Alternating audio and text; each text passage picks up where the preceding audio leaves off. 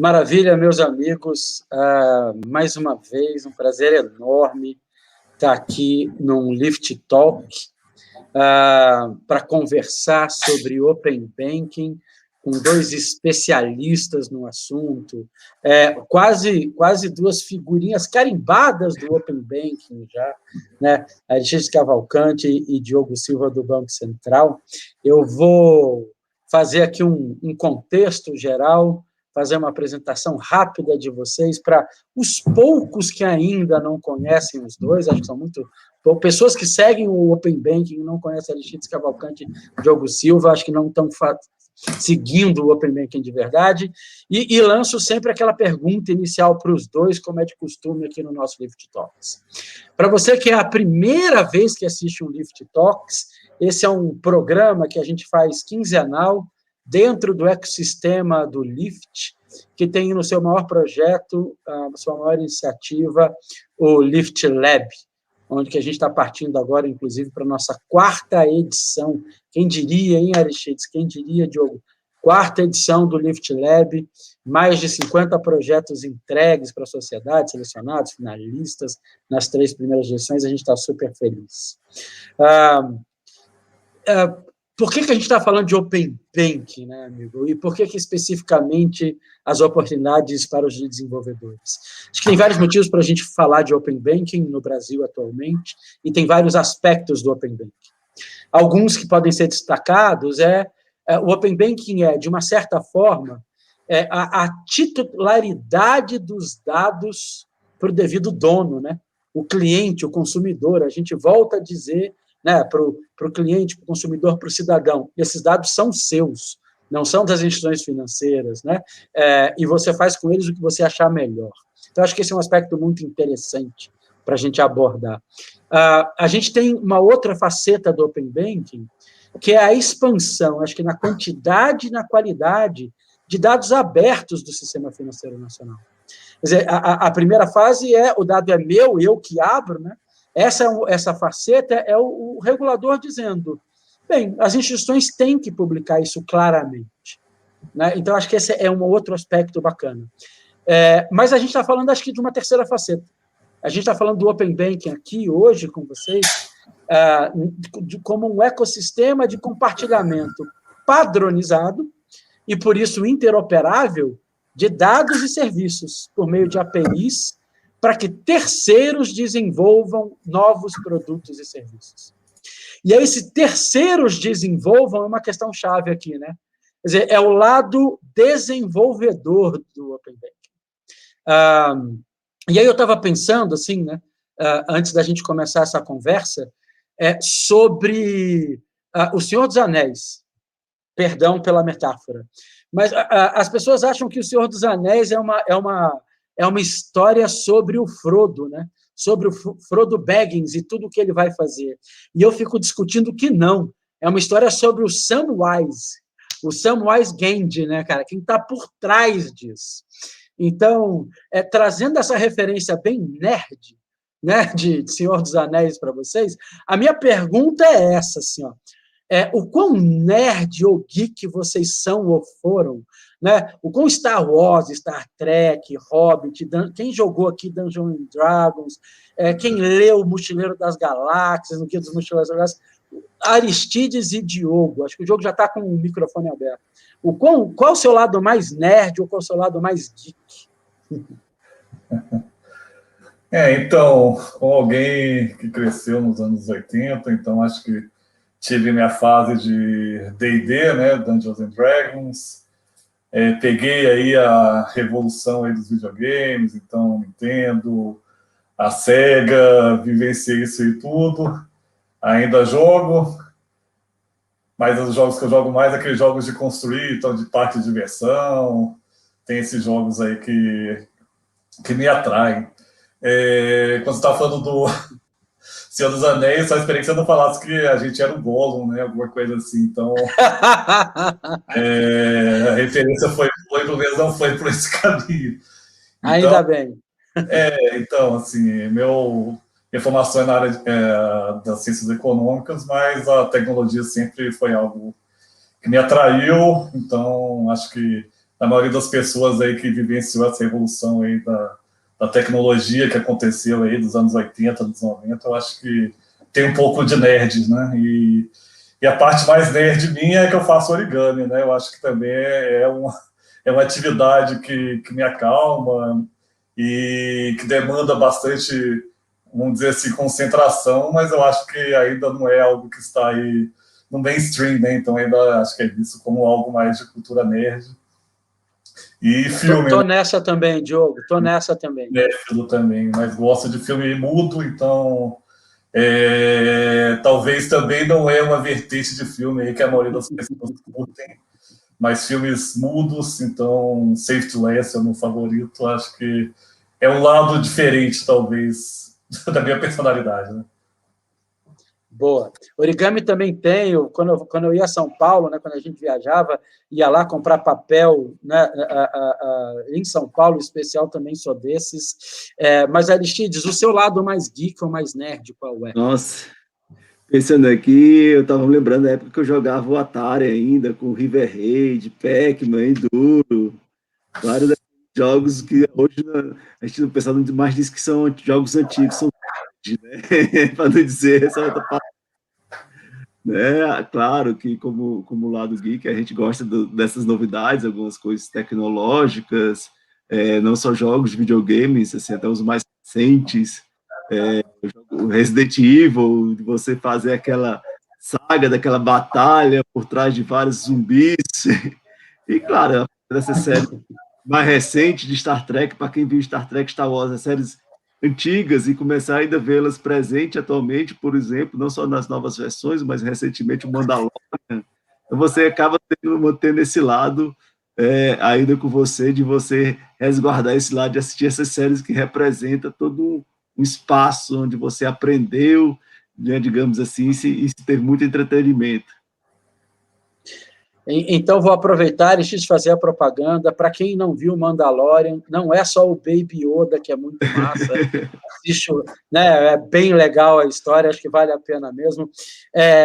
Estava começando porque, né, essa ideia aí de compartilhar com vocês, porque vai lá, né? Como convidados, a gente sabe, a Aristides está há mais de 21 anos no Banco Central, é responsável pelo escritório de cibersegurança e inovações tecnológicas por lá, né, bacharel em ciência da computação, pós-graduado em gestão estratégica, mestre em gestão empresarial, e o Diogo também, o Diogo é páreo duro, está com mais de 15 anos, fazendo 15 anos, né, Diogo, no Banco Central. Nos últimos anos, né, tem coordenado a equipe de implementação do arcabouço, né, que faz a implementação do arcabouço regulatório do Open Banking, e é coordenador de modelos de negócio no comitê interno do Open Banking. Então, assim, as outras qualificações todo mundo já conhecia, agora a gente já tem as qualificações nerd e geek de vocês, que é ótimo para a conversa. Eu também sou escritor também, estou escrevendo contos aí, então também tem isso aí que eu esqueci de mencionar. Pronto. Nós escrevemos. Essa é a única que eu ainda estou fora, mas o resto que você falou, inclusive o origami, estou dentro. Vamos lá, vamos falar sobre as oportunidades do Open Banking para os desenvolvedores. Assim. E como tudo no Open Banking, acho que a gente entende melhor o processo pelas fases. Né? Então, vamos falar da primeira fase do ponto de vista do desenvolvedor. Primeiro, por que ela é chamada de Open Data e que dados estão abertos e de quem? Então, acho que esse é um bom contexto que vocês podem trazer. E segundo, o que já foi entregue nela? O que está sendo desenvolvido pelo mercado? E quais são as grandes oportunidades que vocês veem nesta fase? Vamos lá, então, essa fase a gente chama de Open Data porque a gente fez uma mudança em comparação aos nossos planos originais, mas aí foi um feedback da sociedade que a gente achou bastante interessante. Quando envolve dados de consumidor, obviamente uma preocupação de ser só participantes que acessarem aquele tipo de dado. Mas como a fase 1 trata de dados das instituições, então dados sobre os seus produtos, sobre suas dependências, alguns desses dados, inclusive, que a instituição já tornavam público nos seus sites, mas não de uma forma estruturada, padronizada, veio a sugestão, por que vocês não liberam acesso para qualquer parte interessada? Então, estudantes, acadêmicos, desenvolvedores, poderem desenvolver soluções a partir desses dados. Aí a gente pensou, é uma boa sugestão. Então, foi uma sugestão que a gente acatou e contemplou na versão final da nossa regulação. Então, dados abertos, dados das instituições. Na fase inicial, a gente está abarcando um universo um pouco mais relacionado a serviços bancários mais tradicionais, então, crédito, conta envolvida até cartão de crédito, né? E as dependências em geral, né? Então, aí vai de correspondente, agência, ATMs, para poder, de fato, possibilitar que sejam criadas soluções. As soluções podem ser de outras instituições, mas a gente viu que poderia ser, de fato, de alguém que está ali, tem sua empresa de tecnologia, ou então alguém que quer fazer algum estudo acadêmico, por que não utilizar esses dados e desenvolver soluções a partir disso. A gente sempre fala, né, soluções, tem um Trivago, um hotéis.com aqui no mundo de serviços financeiros, para a gente é o que a gente espera. Obviamente, pode surgir soluções mais simples, por exemplo, comparador de tarifas, porque até a gente melhorou a forma de divulgação das tarifas, né? Que agora a gente exige a distribuição de frequência em quartil, com valores máximos, mínimos, mediana de cada um dos quartis. Então, pode ter soluções mais básicas assim, ou então realmente ter algo bem mais complexo, que tem todos os serviços disponíveis à contratação, tem um ambiente, inclusive, que o cliente pode fazer avaliações, fazer comparações. Então, esse é o nosso esse desejo, mas, obviamente, demanda que alguém vislumbre essa possibilidade e desenvolva uma solução a partir disso. Participantes, a gente exigiu só quem é S1 e S2 da regulação prudencial, então é quem tem mais de 1% do PIB ou participação internacional relevante. No caso, para começar, mas no futuro a gente espera que todas as instituições estejam aqui no universo do Open Banking. Acho que já falei muito, né, Aristides? Acho que o Aristides pode... Não, eu acho que é interessante essa jornada, porque a questão de dados abertos não é novidade para o Banco Central. Nós temos um portal dos nossos dados abertos, aqueles dados que são públicos, tem mais de 3 mil datasets. Se você colocar dadosabertos.bcb.gov.br, lá um conjunto de dados públicos de algumas instituições financeiras, o que a gente observou? Eles são extremamente salutares, faz bem à sociedade, e muitas preocupações que se tinham em termos de segurança, a gente viu que não são, eram mais muito exacerbadas. Então, uma das questões, primeiramente, de dados abertos, refere-se a duas questões. Além do formato ser aberto, não precisar de um software específico para utilizar, então você pode usar vários softwares de mercados, porque os dados estão disponibilizados em formato aberto. Primeira característica, não é exigido nenhuma autenticação para acessar esses dados abertos, você não precisa fazer um cadastro, login, senha, um processo de autenticação para utilizar. Segundo, não tem custos, você não paga nada para utilizar esses dados, você pode acessar essas APIs, utilizá-las, consumi-las, de acordo com a aplicação. E é preciso dizer que esses dados estão colocados à sociedade para que elas possam agregar algo para o usuário final, principalmente em termos de conhecimento. Eu costumo muito dizer o seguinte, o que nós estamos disponibilizando aqui é um conjunto de informações, mas o que vai gerar valor para o cidadão, o que vai gerar conhecimento para o cidadão, são todos os desenvolvedores que estão aqui, cientistas de dados, aqueles que estão aprendendo técnicas novas de machine learning, por exemplo, que possam analisar as informações e possam ajudar o cidadão a comparar, ajudar o cidadão a escolher um produto e serviço. Os dados estão aí, disponibilizados. E tanto que foi uma preocupação nossa dentro do sistema que essas APIs que fossem disponibilizadas, a partir já da primeira fase, existe um nível de serviço pelo qual essas APIs têm que estar disponíveis para toda a sociedade, ou seja, tem um acordo mínimo de disponibilidade de 99%, dentro do 95%, 99,5% a cada 3 meses, que tem que estar disponíveis para a sociedade, para serem consumidas, com taxa de tempo máximo de resposta, por exemplo, então elas não podem demorar. Então, a gente foi colocado à disposição todo esse barramento para que agora, esse chamado que a gente faz, as sociedades, desenvolvedores, usem esses dados, levem conhecimento ao cidadão, levem informação ao cidadão. E aí o Diogo falou muito bem de alguns dados de produtos, serviços que estão à disposição, porque às vezes é difícil para o cidadão comum, qual o cartão, qual a taxa desse cartão, o que esse cartão pode oferecer em relação ao outro, por exemplo, o que essa conta oferece em relação à outra. E mais do que isso, se eu estou pagando, em média, X reais por esse serviço nesse banco. Isso é caro ou é barato, em média, comparado com outros bancos, comparado com outras instituições? É algo que o cliente não sabe. E, na verdade, as informações estão aí, mas quem vai lhe ajudar ao cliente a achar essas informações são os desenvolvedores, são as pessoas que podem utilizar esses dados e levar essa informação ao cidadão.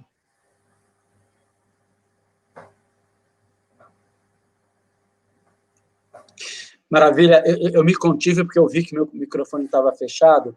Acho que vocês passaram por alguns pontos que eu queria até reforçar, mas antes, dar um alô para o pessoal que já está aqui, Bebel, que está sempre, né, parceira aí do Lift Lab, com o projeto lá, o Celso do Bank Hub, Lucila Simão, lá do Instituto Fenasbac, o pessoal já dando um oi, já começando as perguntas.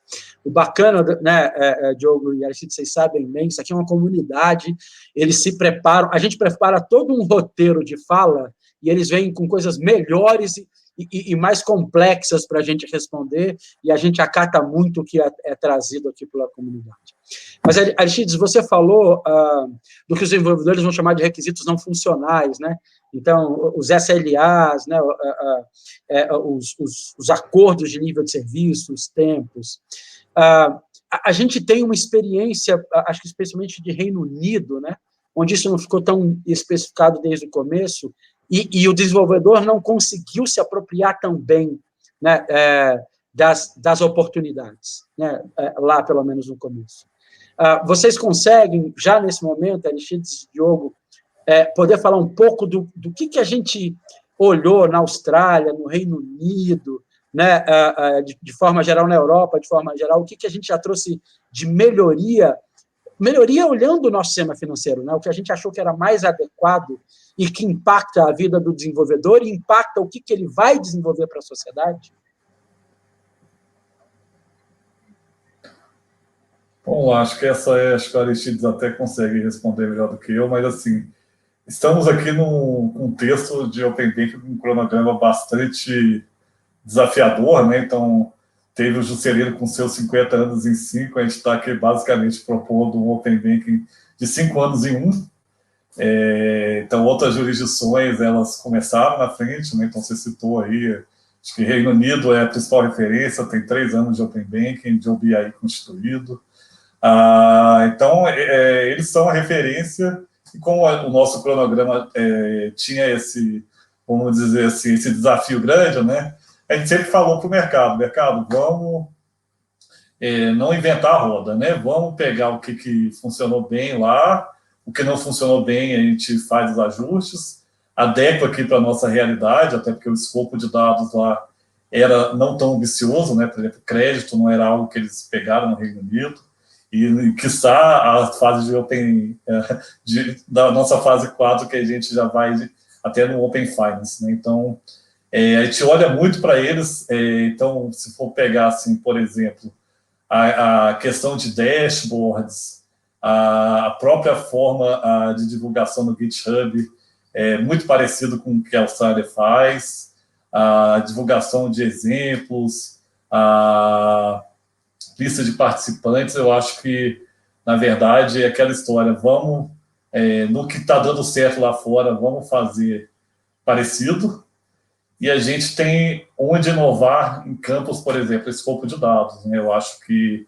é o principal mérito, talvez, do nosso projeto do Open Banking é buscar mais informações. Obviamente, se for pensar a Austrália, lá já está indo até para pegar dados de energia, telecomunicações, mas o lado financeiro ainda também está um pouco restrito ainda a serviços bancários mais tradicionais. Então, o que na nossa ótica aqui, na nossa referência, na nossa conversa com a própria estrutura de governança o prazo é curto, é desafiador, a gente quer dar ferramentas para os desenvolvedores buscarem soluções, Vão buscar de um jeito que os próprios desenvolvedores já estão acostumados. Então, o desenvolvedor no Reino Unido não vai ser muito diferente do desenvolvedor no Brasil. Então, é aquilo, o time que está ganhando não se mexe. Vamos inovar onde a gente acha que vai agregar mais valor para quem vai desenvolver as soluções, que, na minha ótica, foi a parte mesmo do escopo de dados. Só acrescentando, eu acho que, na verdade, assim, pegando o gancho, assim, para essa jornada, como é que a gente pretende encurtar? Qual foi o segredo para essa primeira fase? Primeiro, claro que durante a jornada, como essas outras jurisdições passaram por dificuldades, foram aprendendo a necessidade de algumas coisas, do padrão de dado aberto, do definir níveis de serviço, definir algumas questões que eles viram que era chave para ter uma melhor experiência, né? Aprender com os outros, e o outro aprender com a sua própria história. Nós já tínhamos uma história, por exemplo, dentro do próprio Banco Central para com a sociedade de dados abertos, de ter serviços críticos como o Pix, em termos de disponibilidade, 24/7. Então, tudo isso você conjuga a experiência de outros com a sua própria experiência. E tentar, a partir dessa conjugação dessas duas experiências, você direcionar, acho que o caminho é por aqui. E tentar saber, muitas vezes, isso aqui já foi feito dessa forma, já fizemos isso sim. Então, você consegue trazer mais rapidamente essas questões, assim, principalmente questões tecnológicas. Às vezes falo para o Diogo assim, olha, as questões tecnológicas, às vezes podem ser um pouco mais complicadas, mas você consegue, às vezes, convergir mais rápido, às vezes, de determinadas questões, porque às vezes não consegue ser tão rápido quanto, às vezes, né, definindo o escopo de dados, que dado entra, que dado não entra, qual a definição desse dado, que é uma parte, muitas vezes, que você é mais difícil de comparar, é mais difícil ter uma experiência em termos de definição de alguns dados, né? Esse é o primeiro ponto. E o segundo ponto que eu ia colocar é a questão justamente do que nós temos aqui no Brasil. É impressionante como, assim, a gente conversa com outras jurisdições, como o pessoal observa o Brasil como esse ambiente que favorece a digitalização, né? As pessoas são ansiosas por soluções digitais. Nós temos uma massa crítica de desenvolvedores aqui, que às vezes é reconhecido lá fora, desenvolvedores brasileiros que trabalham para as empresas, do potencial de desenvolver soluções, do conhecimento e expertise. Então, o que nós estamos colocando aqui é totalmente assim, favorecer a esse ambiente, fazer com que esse ambiente de digitalização, de conhecimento, consiga fluir da melhor forma possível. Maravilha, Aristides. Enquanto vocês falavam, a gente compartilhou o link do GitHub, né, na área desenvolvedor, o link de dados abertos do Banco Central.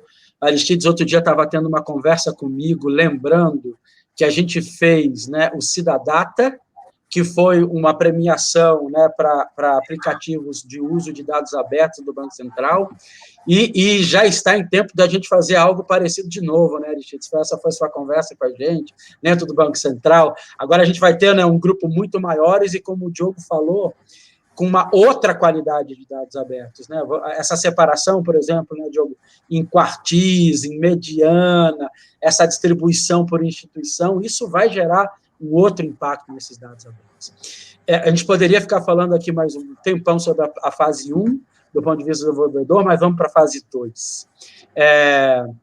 A gente entende, né, esse impacto da fase 2, porque ela tem, né, novas soluções, novas ideias, as novas propostas vão surgindo.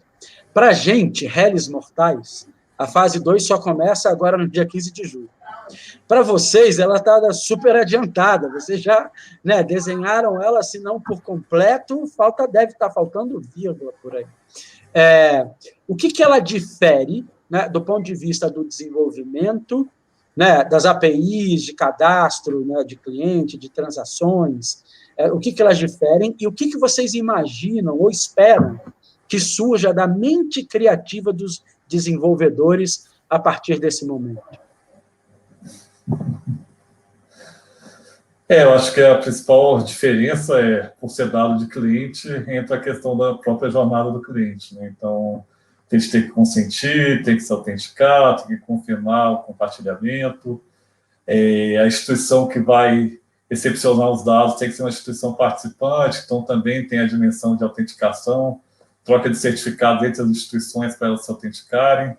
Então, assim, é muito mais complexo, né? Então, assim, enquanto dados abertos, realmente qualquer pessoa pode acessar. Essa tem a dimensão de segurança e privacidade de dados.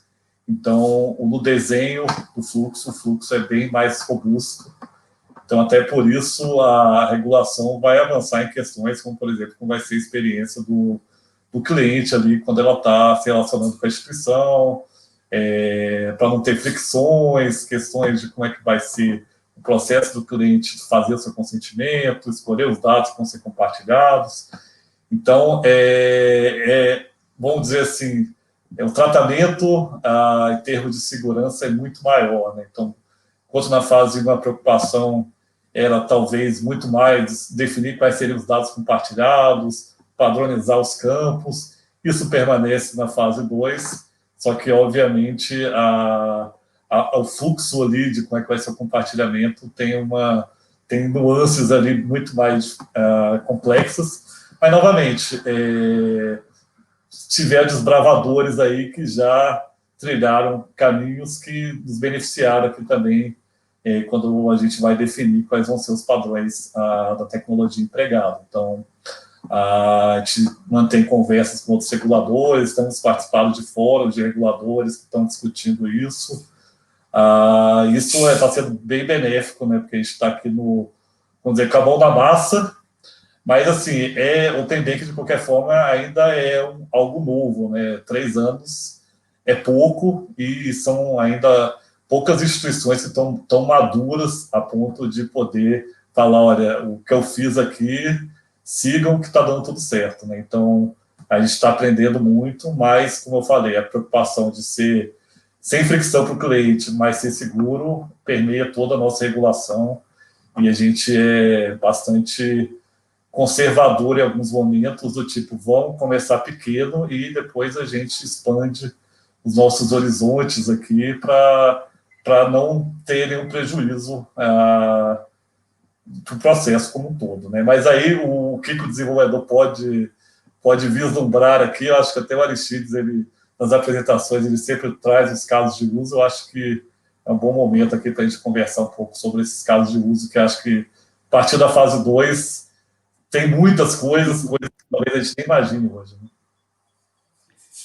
Eu vou pegar aqui o gancho do Diogo, que, assim, primeiramente, quando a gente entra nessa uma inovação, e principalmente na inovação que a gente está falando de compartilhar dados, e claro, a gente escuta muito falar de notícias, de vazamento de dados, vazou dados da empresa tal, tem dados relacionados pessoais de sei quantos milhões de brasileiros no lugar tal, muitas pessoas ficam preocupadas, e é de forma natural. Meu dado estará seguro? E aí eu posso dizer, sim, o seu dado estará seguro. Primeiramente, todas as instituições que estarão compartilhando os dados são instituições reguladas e autorizadas pelo Banco Central. Então, elas estão sobre o perímetro regulatório do Banco Central. E aí, lembrou bem, o Banco Central tem um conjunto de normativos relacionados à questão de segurança cibernética, que até foram consolidados recentemente e foram divulgados para reforçar justamente esses mecanismos de controle que toda instituição tem que implementar para os seus serviços. Isso vai desde o seu serviço de conta corrente, do serviço de utilizar um Pix, do serviço de fazer investimento, e sim também do serviço de compartilhar informações através do Open Bank. Né? Além desses mecanismos já existentes, né, tem todo um grupo de trabalho de segurança que está definindo padrões técnicos específicos para elevar a segurança no compartilhamento das informações. Além de, por exemplo, partir do referencial de UK, que é um padrão já maduro, utilizando tecnologias aqui da sopa de diretrizes, como costumo dizer na TI, de FAP, MTLS e outros mais, nós estamos, por exemplo, construindo, junto com o ITI, certificados digitais específicos que vão ser utilizados pelos participantes nas trocas de informações dentro do Open Bank. Ou seja, são um conjunto de processos, tecnologias que estão sendo agregadas de forma a dar segurança ao cliente durante essa jornada. Uma vez o cliente tendo segurança dessa jornada, a pergunta é, ele vai começar a se perguntar, tudo bem, ok, eu me sinto seguro, agora, o que é que você vai me oferecer, que valor você vai me trazer para eu compartilhar o dado? Porque o principal valor agora é que o cliente está no centro, é ele que decide, não é mais a instituição que decide compartilhar seus dados. É você que decide para quem compartilhar. E alguém vai te dizer, eu gostaria de ter acesso a esses dados para te prover isso, para te dar esse serviço, para te dar uma melhor experiência nesse aspecto. Né? E assim, é bem interessante, eu costumo reiterar, é isso que é uma coisa que eu acho impressionante, é que essa pandemia que nós estamos vivendo. Você pensar em UK, que em janeiro de 2020 eles tinham, já depois de vários anos, 1 milhão de usuários de Open Banking. Como é que eles mensuravam usuários de Open Banking? Eram pessoas que tinham um terceiro conectado que podia ter acesso a dados de sua conta. E durante esse processo, essa pandemia, esse número saltou agora recentemente para 2,5 milhões. Né? Eles conseguiram um acréscimo de 150% em um ano e pouco, que eles não conseguiram basicamente em 3 anos. E um dos grandes drives disso aí foi que as pessoas, durante suas dificuldades financeiras, durante esse processo que estavam vivenciando, as pessoas sentiram necessidade de apoio. Eles sentiram muito dessas questões dos advisors financeiros, né? Daquelas pessoas que ajudavam a gerenciar suas finanças, dizer, não gasta aqui, procura ali. Então, as pessoas recorreram a esses aplicativos, conectaram esse aplicativo à sua conta e dizer assim, olha, ele assim, me ajude a gerenciar minha vida financeira. Aqui minha conta, você tem acesso, me dá a guia se eu posso gastar com isso, o que é que eu faço, quando é que eu vou ter uma conta disso, quando é que eu tenho que pagar, quando é que eu tenho que economizar. Então, isso foi um processo que as pessoas sentiram a necessidade, sabiam que muitos desses aplicativos estavam agregando valor à sua vida. E a partir dessa agregação de valor, eles deram permissão a esses aplicativos as suas informações. Então, sim, é um processo de jornada que não é que as pessoas vão estar obrigadas, assim, mudou o jogo, a pessoa vai dizer, tá, mas se você quer acesso ao meu dado, o que é que você vai me oferecer, o que você vai trazer de valor para que eu possa compartilhar meu dado com você? E aí é um aspecto bem interessante, porque se você compartilha o dado e de repente você não tem essa informação, a qualquer tempo você pode cancelar esse consentimento, não dá mais o acesso. Então, é algo bem centrado no cidadão. 2 pontos até, pegando o gancho para falar do apetite dos desenvolvedores, né? Está sendo disponibilizado aí nos próximos dias um dashboard, né, que mostra como é que foram as quantidades de chamadas de interface, o desempenho das APIs das instituições da fase 1 ainda. Só que uma informação interessante é que nesse período aí de 2 meses, aqui, acho que quase 5 vezes mais quantidade de chamadas que ocorreram no Reino Unido nos 2 primeiros meses de Open Banking. Né? Então, o que mostra que tem pessoas aí já tentando desenvolver soluções com base de dados de fase 1.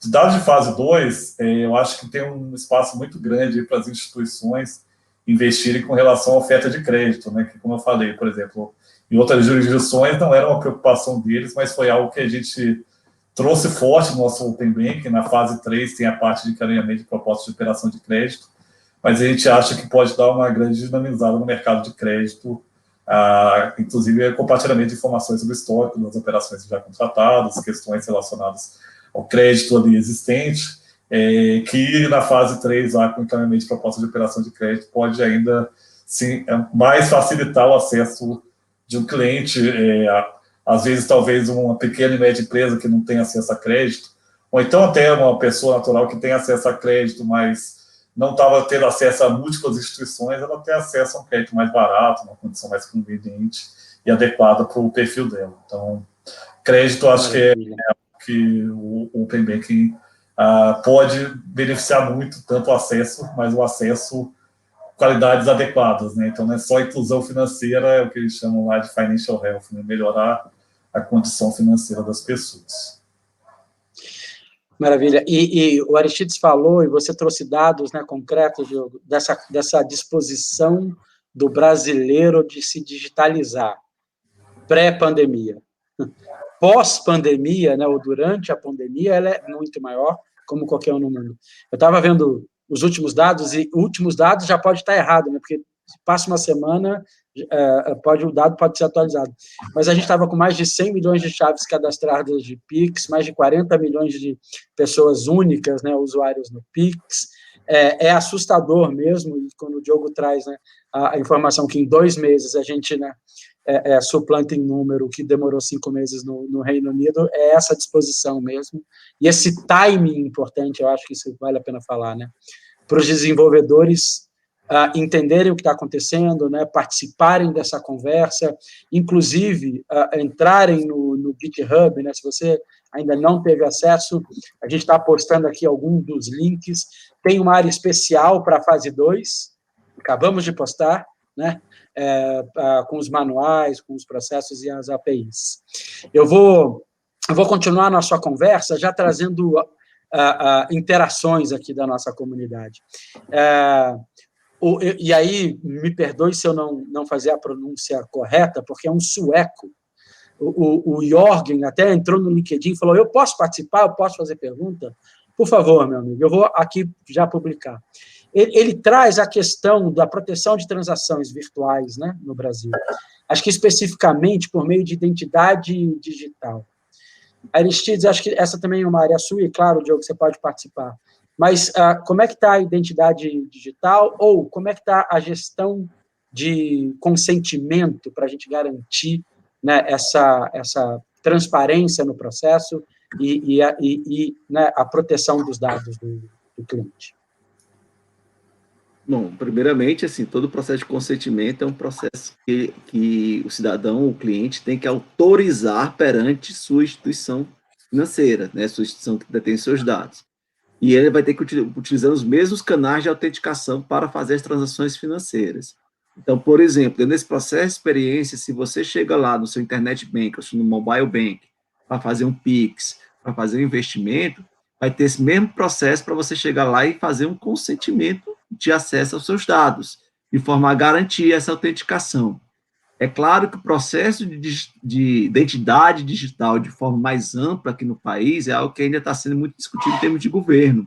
E, principalmente, e aí o setor financeiro tem procurado contribuir de alguma forma nessa discussão, porque para o cidadão, é claro, às vezes é uma dificuldade, cada lugar que eu tenha uma conta ou tem uma credencial diferente, informações diferentes de autenticação, não tem uma identidade única. Mas a partir do momento que alguns serviços governamentais, e o GovBR é um deles, você começa a ter esse desenho, esse início da jornada da criação de uma identidade no Brasil. O cidadão possa ter uma credencial, uma identidade, e essa ser utilizada em alguns serviços. Inclusive, o próprio setor financeiro hoje, alguns bancos, você pode se utilizar essa credencial de um banco para acessar serviços de governo, por exemplo.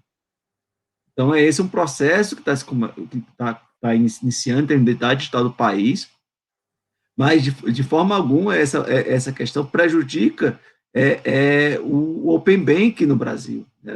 Tem mecanismos hoje fortes de autenticação que são utilizados, junto às instituições que podem ser inseridos nesse contexto e podem ser muito bem beneficiar o Open Bank durante essa jornada. Bacana. O Diogo, o Marcelo Martins, ele está querendo ter certeza, assim, qual foi o fator da diferença positiva para o Brasil em relação ao Reino Unido, em relação à chamada API?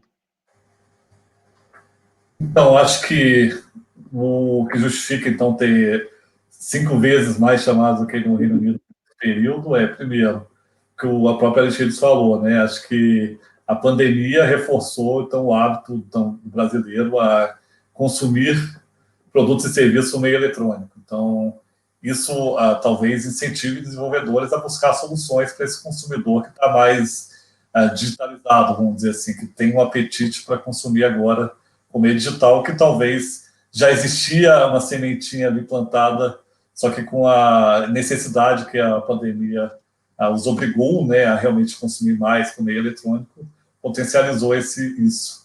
Outra questão, talvez, os próprios dados, né? Então, a gente incluiu dados, por exemplo, sobre tarifas, que eram informações que antes as instituições não estavam disponibilizando. Então, acho que isso é um outro fator.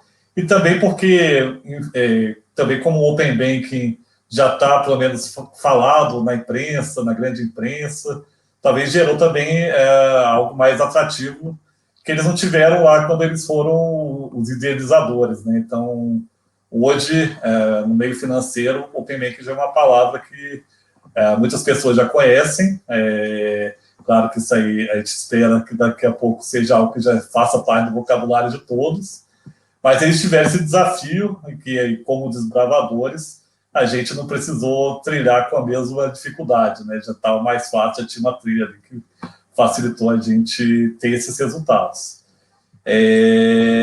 Então, acho que o amadurecimento tanto da população quanto das instituições são fatores, e o próprio mercado, consumidores, acho que de alguma forma vão ter melhor percepção com o Open Bank nos próximos meses, porque a gente está entregando um ecossistema, mas precisa de fato de soluções, né? Então, acho que a partir do momento que houver soluções, acho que esses números aí vão se multiplicar muito, né? Deixa eu pegar só um Diogo aqui, Rodrigo, só um gancho, porque não sei se você lembra do primeiro Lift Talks que nós fizemos, um dos pontos que nós falamos foi uma coisa chamada da transformação digital forçada, que a pandemia ia nos colocar, e eu acho que isso foi, eu acho que está para fazer quase um ano, né, que nós falamos desse processo de digital, devido à pandemia, de transformação digital forçada. E eu acho que é isso, as pessoas começaram a se obrigar a conhecer mais canais digitais, a procurar mais soluções digitais devido à pandemia. Então, quando você tem dentro dessa circunstância, além, claro, do favorecimento da cultura do brasileiro em relação a serviços digitais, tem uma pandemia assim, acelerando esse processo, você tem a conjugação, consequentemente, não só de um Pix, de ter muitas transações, mas, por exemplo, os canais de comunicação, como muito bem reforçou o Diogo, antigamente, talvez no UK, muito focado em eventos mais fechados, mais tradicionais, toda a jornada de comunicação do Open Bank foi feita dessa forma aqui, completamente digital. Então, pessoas de todo o país ou de fora do país podem ter acesso às informações do que está sendo correndo, do que está sendo debatido e relacionado ao Open Bank, né? Adicionado a isso as questões de implementação, de como fazer. E, é claro, as pessoas começaram a ver a sede natural por soluções digitais. Então, os próprios desenvolvedores começam a ver aí nichos de atuação, nichos de negócio, possibilidades, e as pessoas estão ansiosas por soluções dessa natureza. Então, está impelindo mais os trabalhadores, os profissionais de tecnologia a desenvolver sobre esse aspecto, ou seja, pegar a onda e fazer com que realmente a prancha chegue até o final da praia.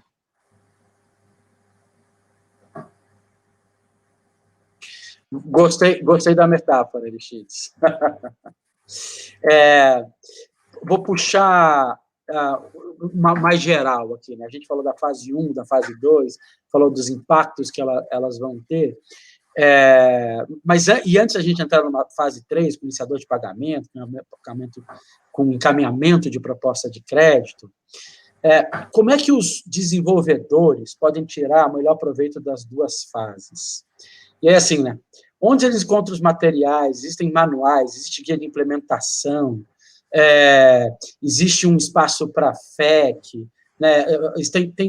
Tem um help desk. O que a gente tem hoje de suporte para o desenvolvedor? Então, vamos lá. Lá na estrutura responsável pela governança do Open Banking, né, temos o portal do Open Banking Brasil.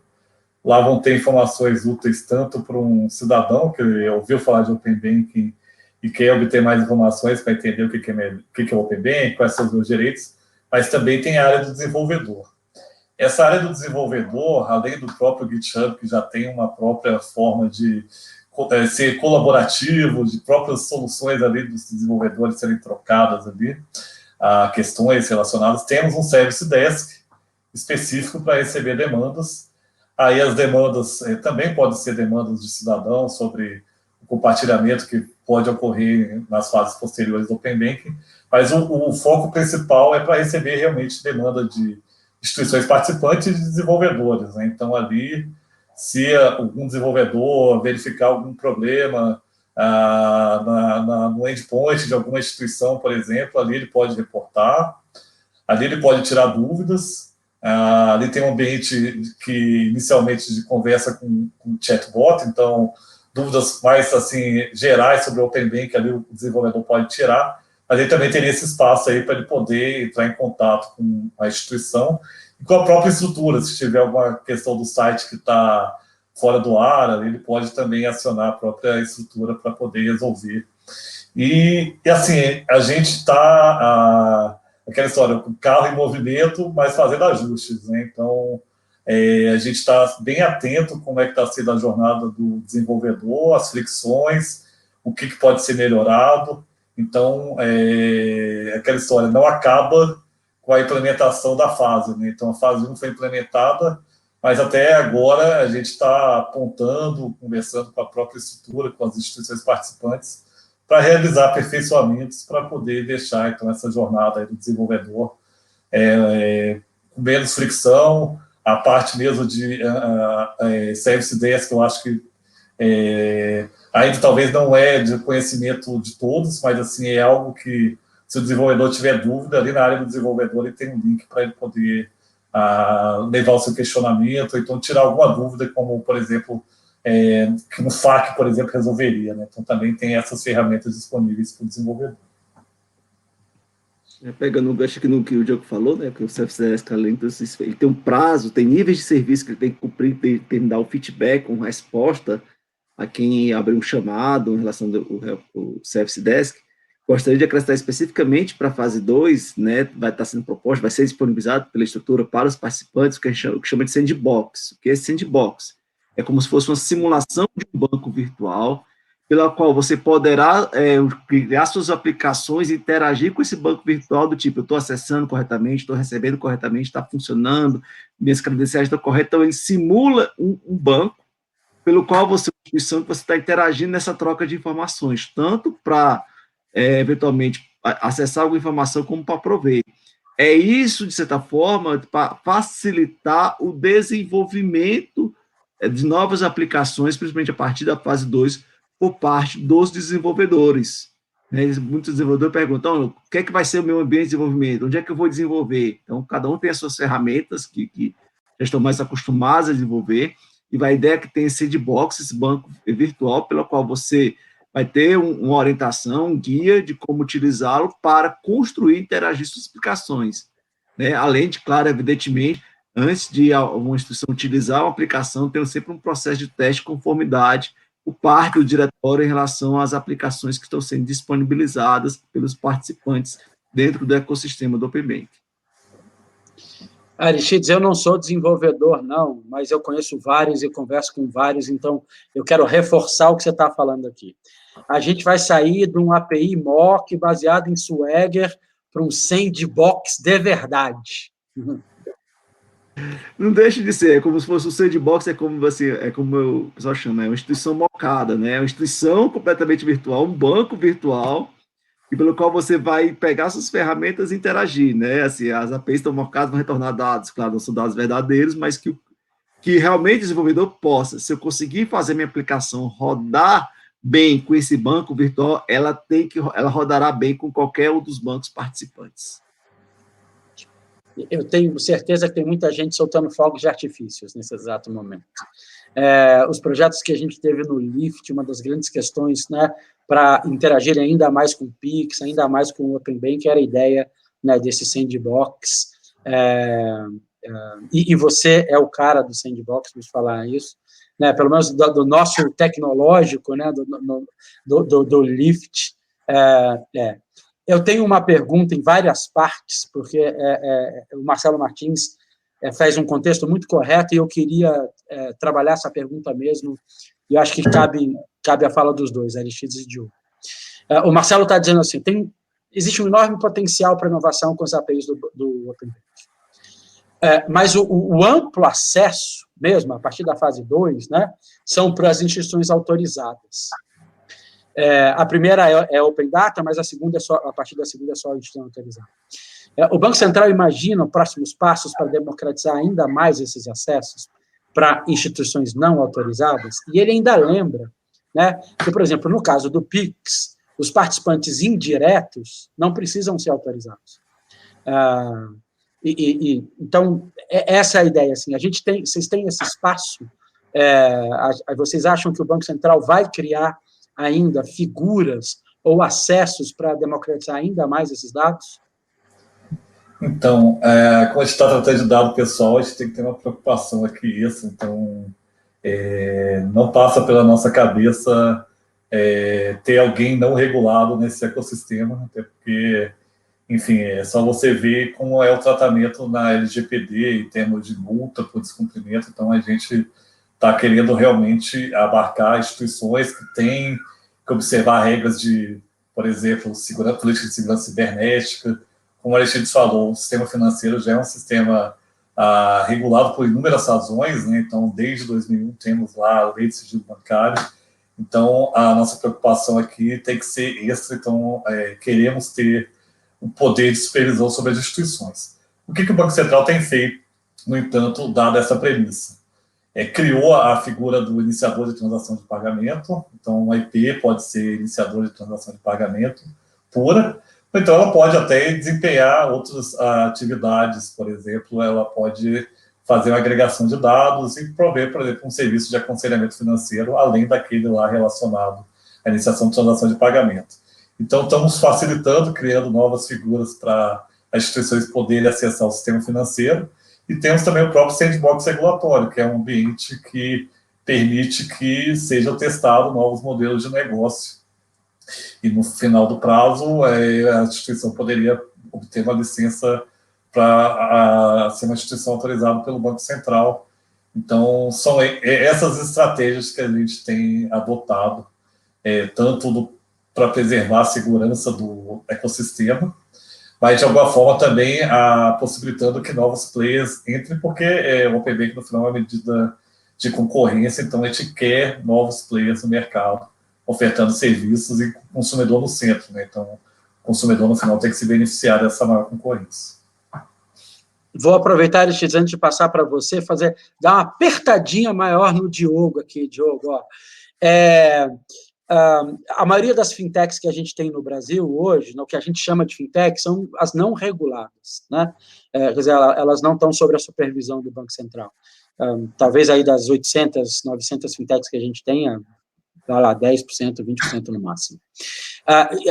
Existe algum espaço, né, tem sido discutido em algum espaço a regulação, flexibilizar, inclusive, capital inicial dessas fintechs reguladas. E, segunda parte, fora do Brasil, a gente tem o Account Information Service Providers.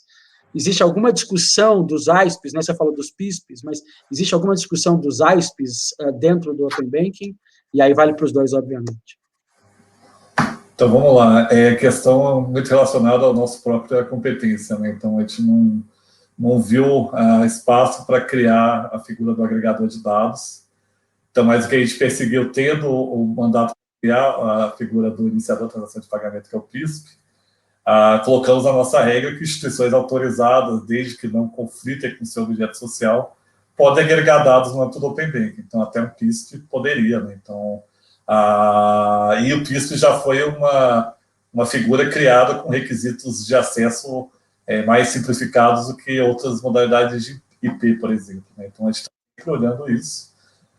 Por hora, a gente não tem no nosso horizonte até porque a gente ainda tem que, acho que, sentir como é que vai ser o Open Banking para poder avançar em outra frente, né? Então, por hora, a gente acha que modelos de negócios de agregação de dados podem, por exemplo, agregar ao seu portfólio o serviço de iniciação de transação de pagamento e obter uma licença no Banco Central. Se a instituição falar, realmente, eu não consigo, meu modelo de negócio é muito diferente, eu não consigo obter uma licença no Banco Central, na própria regulação, a gente previu a questão das parcerias, né? Então, instituições reguladas e não reguladas, para poder compartilhar os dados do âmbito do Open Banking para prestar um serviço para o cliente, né, daquela instituição não regulada, por exemplo.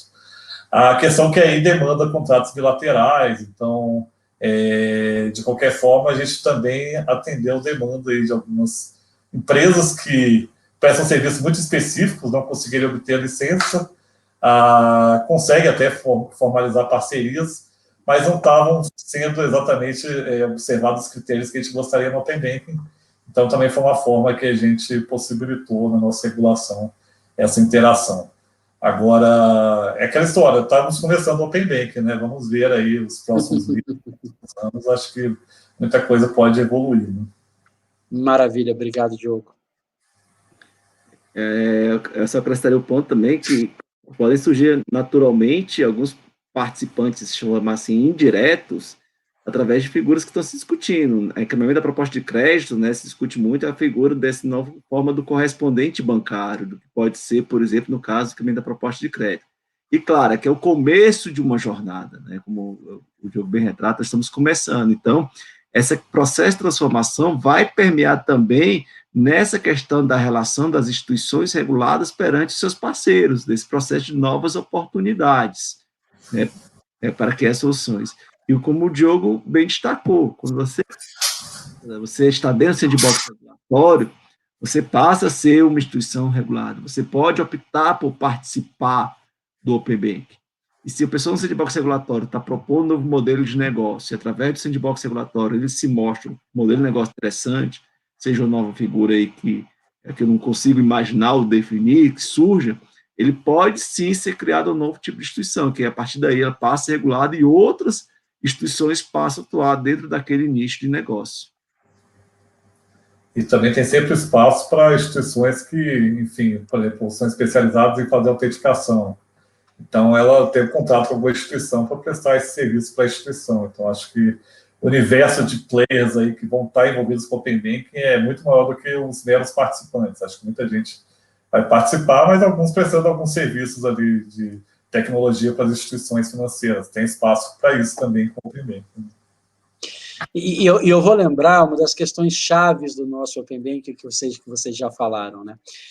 Mas o que a gente tem hoje é uma estrutura responsável pela governança do Open Banking, né, olhando os processos de implementação, e que apresenta propostas de padrão tecnológico, procedimentos operacionais e outros aspectos dessa implementação para o Banco Central, citando aqui literalmente o conteúdo que poderá, né, o Banco Central poderá incorporar essas propostas todo ou em parte, ou até incorporar essa regulação de competência do Conselho Monetário Nacional, encaminhar isso para outros reguladores. E aí eu queria fechar com essa ideia central. O Open Banking está sendo construído de uma forma, está sendo co-desenvolvido, né? Está sendo co-evoluído com o ecossistema de desenvolvedores, né, e instituições no Brasil.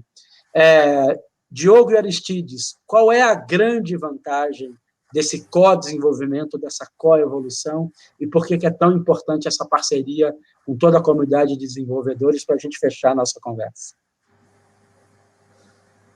Então, vamos lá. Eu acho que esse modelo de governança tem se mostrado interessante, então, assim, é um pouco diferente de outras jurisdições, mas foi o modelo que a gente viu mais adequado para a nossa realidade, o nosso próprio cronograma que estava ali posto.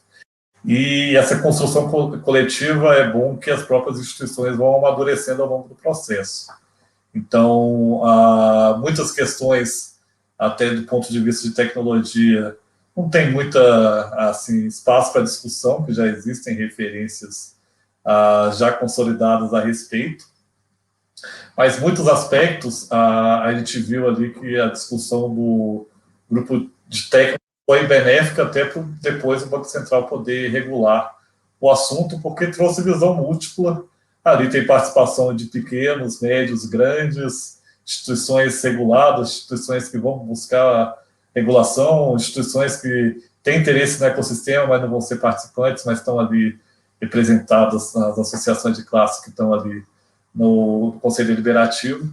Então, acho que esse caminho democrático, de alguma forma, às vezes pode fazer a gente perder algumas noites de sono, porque, assim, quando você pensa em algumas discussões, o pessoal tem múltiplas visões, é razoável, né, porque cada instituição que está ali representada tem seu objetivo, tem a sua forma de atuação no Open Banking, que pode ser muito específica, mas facilita depois o processo de regulação, porque, enfim, a gente já teve esse processo de discutir, convencimento de todos, e para chegar numa proposta final. Isso não significa que o Banco Central não vai fazer ajustes da proposta de mercado, até porque mercado e Banco Central não necessariamente vão ter a mesma visão. A gente está aqui como alguém que, inclusive, vai defender os interesses da sociedade como um todo. Então, alguns ajustes são necessários nesse processo após o recebimento de propostas do mercado, mas eu acho que está sendo bastante benéfico, porque, entenda, né, temos ali instituições que têm mais condições em termos de capital, recursos, que puderam já vir se estruturando há mais tempo, já está preparado para o Open Banking, mas também tem aquele que está vendo agora o Open Banking como uma oportunidade, está ali participando das discussões e está ali amadurecendo a ponto de, quando tiver a parte ali de implementação, até a parte do sandbox, ele já está plenamente ciente do que ele tem que fazer, e isso reduz muito. Então, assim, apesar das instituições terem curvas diferentes de aprendizado, acho que facilitou muito para todo mundo ali nivelar conhecimento, e está sendo muito interessante que a própria estrutura está buscando a conversa com especialistas de outras jurisdições, contratando consultores que participaram da implementação de outras jurisdições, para poder ter realmente todos os elementos antes de tomar uma decisão. Eu vou acrescentar isso também, que não esqueça de todo um ecossistema o Banco Central tendo, através do LIFT, de contribuições de soluções inovadoras. Nós observamos, talvez, muitos dos projetos que passaram pelo LIFT foram gerar até ideias dentro do Banco Central do que poderia ser algo bom acrescentar à sociedade.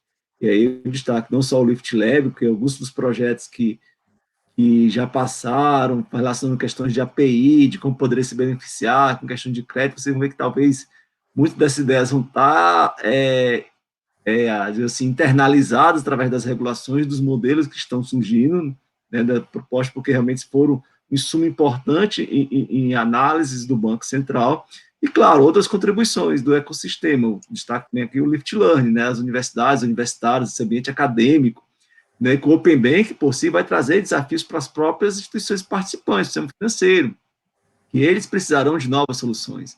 Né, muitos deles vão enfrentar desafios, e aí o Lift Learning, as universidades, podem ser uma fonte de inovação para essas instituições que estão sendo desafiadas.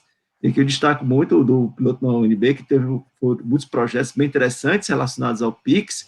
Eu acredito que próximas edições do que vem em termos de Open Bank, com o Lift Learning, possam ser uma fonte importante para as universidades contribuírem para as instituições financeiras em ideias inovadoras relacionadas utilizando essa infraestrutura sendo criada pelo Open Bank.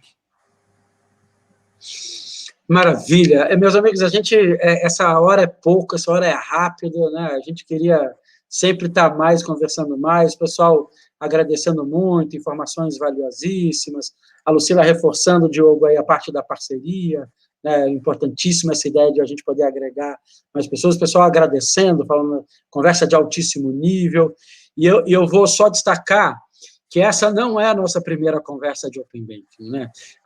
E não será a última. A gente teve uma conversa lá atrás com o Mardilson Queiroz, de Open Banking, sobre normas, prazos e propostas do Open Banking. A gente já teve vocês dois, meus amigos, Alexis e Diogo, aqui também, sobre o que esperar do Open Banking. Então, a gente continua essa conversa, porque o Open Banking é uma chave para entender o sistema financeiro do futuro, né?